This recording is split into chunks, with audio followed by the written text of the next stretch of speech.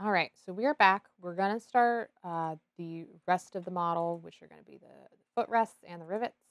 But the last thing I forgot to mention in the leg portion of the video of the tutorial is it's important to freeze the transformation and delete the history. So what does that mean? I haven't really talked about that so far. I think I am going to have a video on that specifically. That is going to be either in this module or one of the modules before.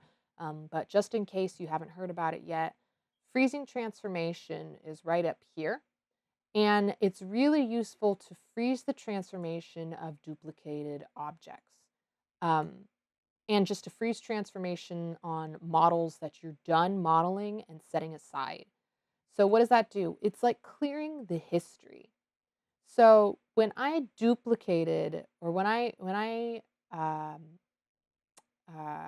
transferred the attributes of the UV map from this leg to this leg and this leg, I brought the history of this UV map to this one and to this one. So it's accumulating all of the transformations and histories of the original to these ones, and that's just going to bog down Maya a bit because it's saving all of the history of each object.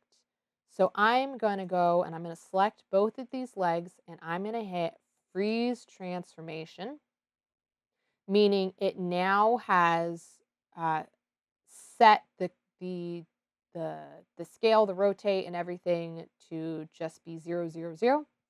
And I'm going to delete by type history, which is deleting the history what I just was just talking about. So now these are fresh legs that are no longer carrying the transformation in the history of the original leg. I have no history attached to them. I froze the transformations, meaning that whatever rotation and scale, whatever those numbers were in the channel box, have now been set to 0, 0, 0, meaning these are almost like brand new, and I'm no longer carrying the history of these polygons. If that sounds a little confusing, no worries. I will have a video that talks about it a little more in depth. Okay, so now let's increment and save. There we go. Our stool legs are done and they looking pretty good. Um, let's get into these footrests. All right, let's do this footrest. So I'm going to turn off shaded and just leave it like this where I can see the checkers. And we can try to do automatic, try to do an automatic projection. So let's go to create automatic. And I'm not a fan of that. You can see that Maya did it just like how it did with the legs, where there's multiple seams, which we don't need. We just need one seam along the backside. So I'm going to undo. We could try to do a cylindrical projection. So if I was to select that, you can see it looks just funky. And that's because this object is actually rotated on its side.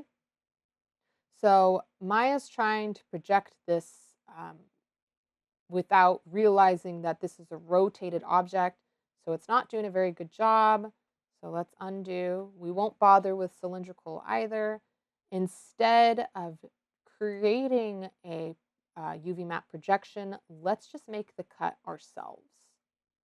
So I'm going to isolate this footrest and I'm going to come along to the backside where the the backside of this footrest will be hidden, and I'm going to select the edge along the back here. Now let me make sure that it properly selected it. Yes, it did. So let's cut this ourselves. Let's go to the UV toolkit, down to cut. There we go.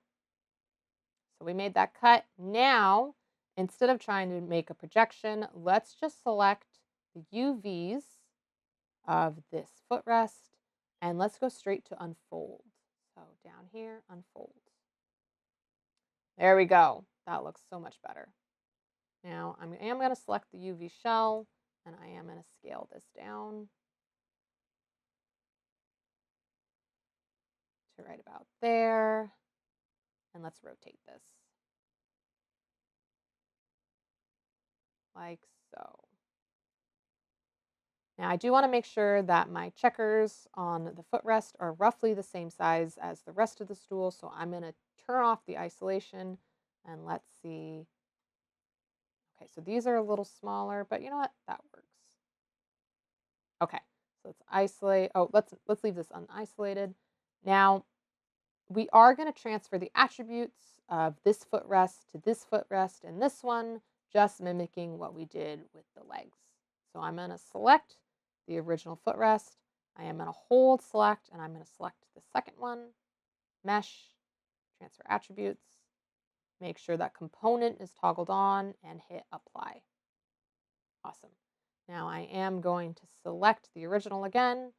I am going to select the third footrest, mesh, transfer attributes, component on, good, apply.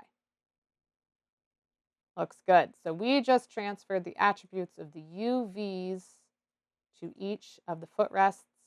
Now, if you can see this one right here, because this is completely rotated around, the cut is now on the outside of the footrest, which is not what we want. So let's isolate this and let's stitch this seam closed and make a new seam on the back side. So first thing I'm going to do, I'm going to go to edge mode, and right here is where I'm going to make a new cut. So if we zoom in on the editor, you can see it's right down the middle. Let's cut that. Awesome. And oh, actually, let's undo. First thing we need to do, I did forget, I'm going to unisolate that. We need to separate this one from the original. So remember, before, if you don't freeze the transformation and delete the history, these three objects are going to be keeping the same history and they're going to be stacking on each other and they're going to be affecting each other. So the first thing we need to do is we're going to freeze transformation, delete by type history. Let's go to the next one. Freeze transformation, delete by type history. Last one, freeze transformation, delete by type history. So that just separated these two from the original. And now anything we do to this one will not affect the original or the last one. So now let's select this, isolate it, and let's make the cut. So edge, awesome. The edge is still selected. Now let's cut. There we go. And now I do want to sew this original edge closed. So let's select that. Oh, and it selected everything. So let's do this one by one. I'm going to hold shift and let's select each edge.